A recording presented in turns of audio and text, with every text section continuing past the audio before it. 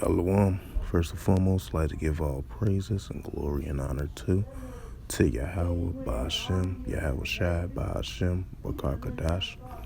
Double honors to the elders and apostles of Great Millstone, preaching His word truthfully and sincerely. And shalom to the Akim, scattered through the four corners of the globe, preaching the word truthfully and sincerely. And shalom to the Akim that be like unto the speckled bird, preaching the word truthfully and sincerely. Say shalom to you, Akim, out there. And this is a sit-down lesson on this November 21st, 2022 at 11:04 a.m. Central Standard Time on this Monday morning. And the title of this sit-down lesson is going to be Wars and Rumors of Wars. And this is a news article from ArabNews.com. This is a brand new fresh attacks coming from the region over there in Syria. And this is a news article from ArabNews.com. And the highlight of this news article, it reads from ArabNews.com, and it says, Turkey says 3 killed in a rocket strike from Kurdish groups in Syria. A man expecting a site damaged by Turkish airstrikes that hit an electricity station in the village of Bakwi in Hashakar Province in Syria on November 20th, 2022. And it says, Turkish warplanes early carry out an airstrike on Kurdish militants based in northern Syria and Iraq, destroying 89 targets. And this was last updated November 21st, 2022 by Reuters.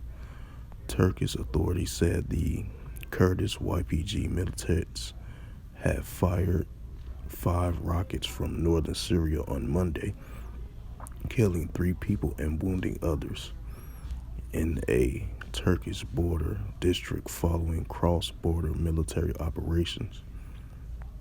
At the weekend, it says rockets hit a school, 2 houses, and a truck in a Kurdish district near a border gate in Gaziantep Province. The governor, Javad Gul, said, adding 6 have been wounded. Interior Minister Shamin Salum, if I pronounce the name right, later said 3 have died. Broadcast of CNN Turk said the rockets were fired from the Koblan area of Syria controlled by the YPG. It comes a day after Turkish warplanes carried out airstrikes on Kurdish military bases in northern Syria and Iraq, destroying 89 targets. The Defense Ministry says the operation was in retaliation from a bomb attack in Istanbul, central of Istanbul, that killed 6 people a week ago, with authorities have blamed on the outlaw Kurdish Workers' Party, the PKK. It says as part of the weekend operation, Ankara said that 8 security personnel has been wounded in a rocket attack by the YPG from Syria, the Tal Rafah, on a police post near a border gate in Turkey's Kilis province.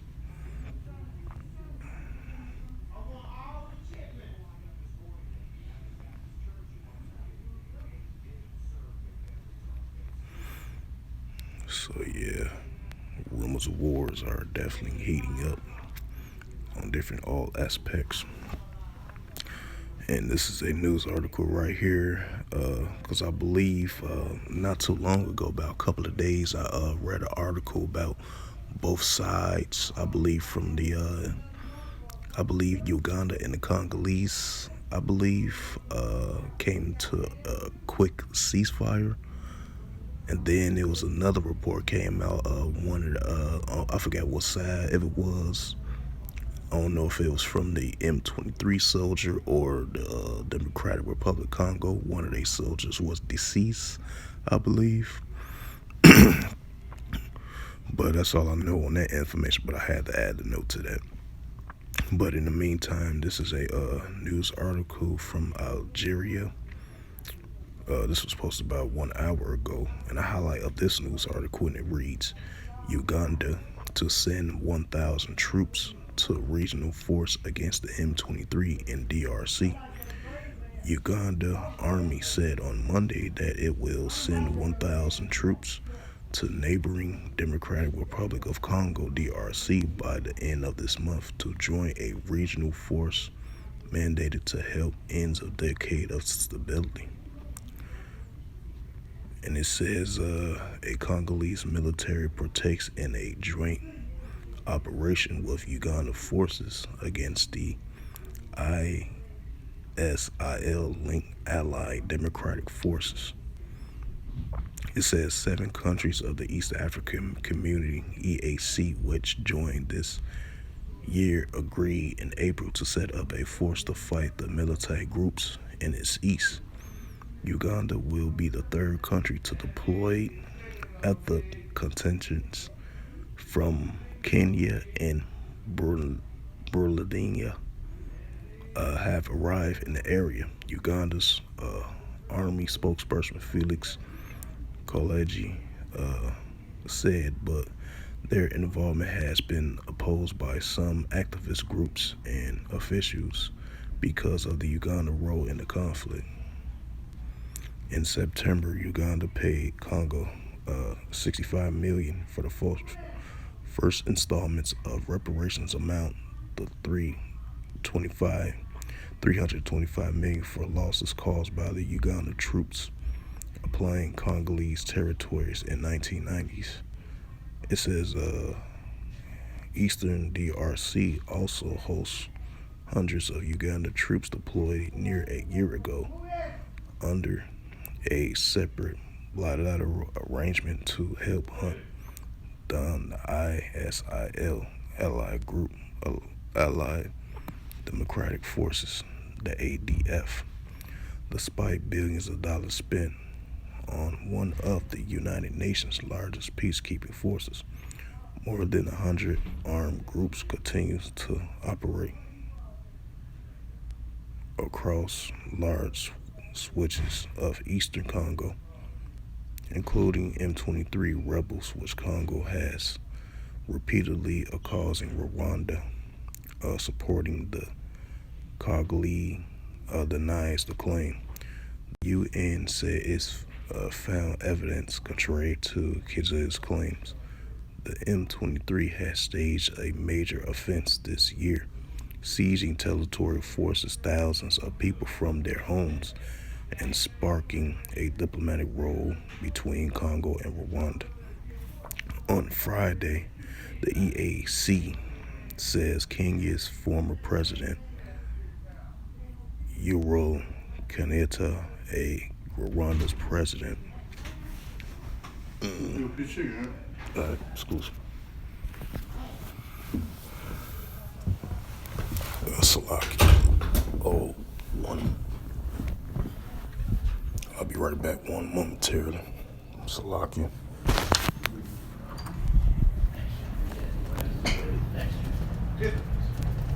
I was in that motherfucker like this. What up, bro? Hey, look, I'm like this. Fuck! We don't warm up. My blood. Warm up. It's too thin. Yeah, my blood. That shit was crazy. I know how you feel, dude. Man, I swear, nigga, I'm like, this shit got to go. Fuck this. Man, you want to call the jump, man. Come get this motherfucker. It's cheaper to stay warm than call the jump. Hell yeah. You ain't bullshit. We're gonna think that won't count. We're gonna have No shit. that doesn't make sense. You hell no, I don't.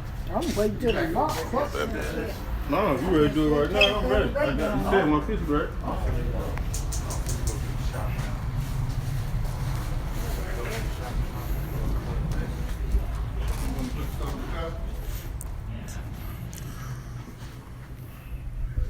Salaki about that.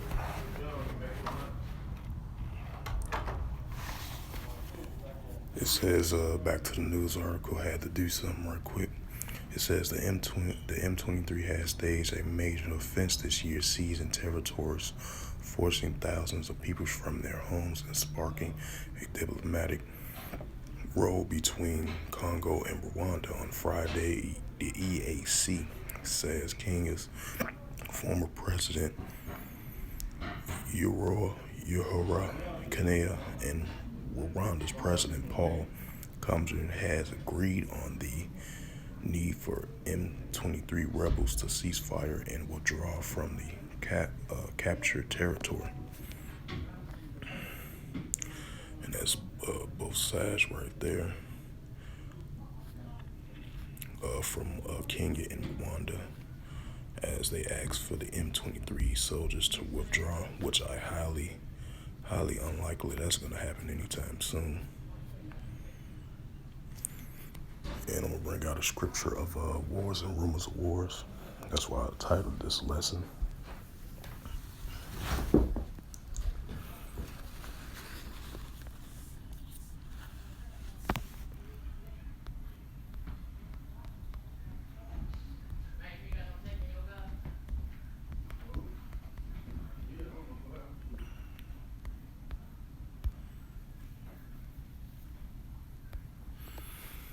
And this is the book of Matthew, chapter 24, verse 6.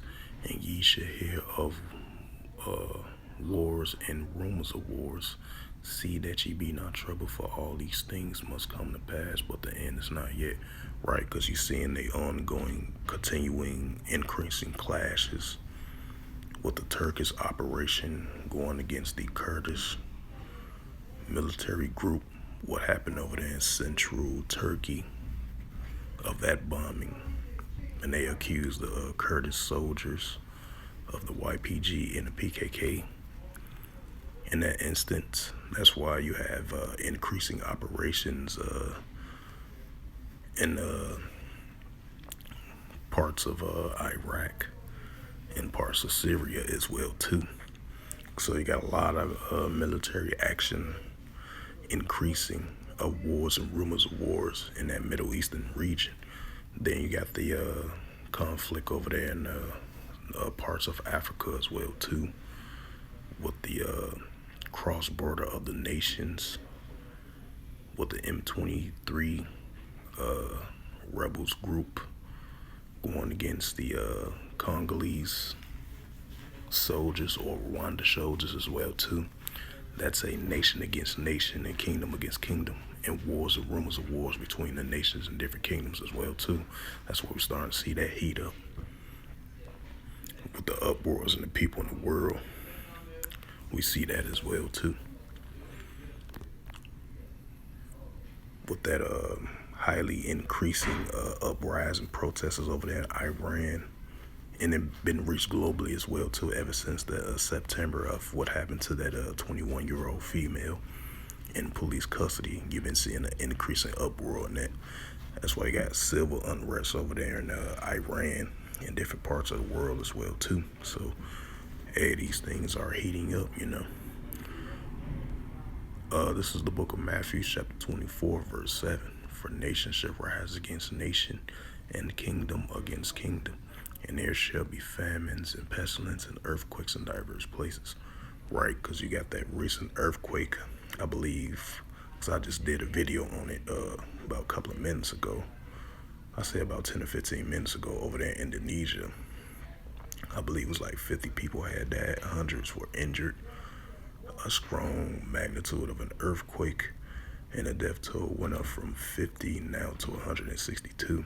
So it's a lot of things that's happening in the world today, you know.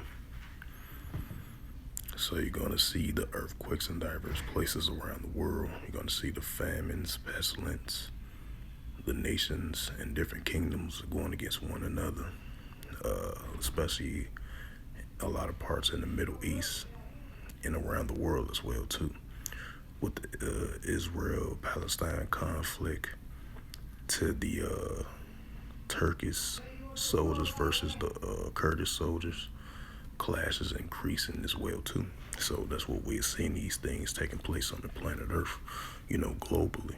That's why you see in the scriptures of Matthew 24:7, it says it's going to be the nations rising up against one another, and that's what we're seeing. And the increases of wars and rumors of wars are building up and heating up slowly but surely.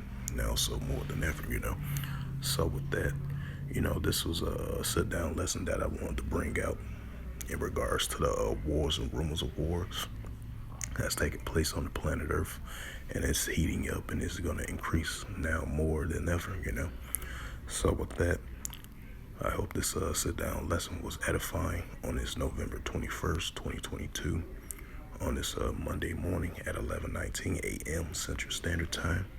So with that, I would like to give all praises and glory and honor to Yahweh Ba'Shem, Yahweh Shai Ba'Shem, and Karkadash. Double honors to the elders and apostles of Great Millstone, preaching this word truthfully and sincerely. Shalom to the Akim, scattered through the four corners of the globe, preaching the word truthfully and sincerely. And shalom to the Akim that be like unto the speckled bird, preaching the word truthfully and sincerely. And once again, double honors to the elders and apostles of Great Millstone, preaching the word truthfully and sincerely. And until next time, I will say shalom and a ball.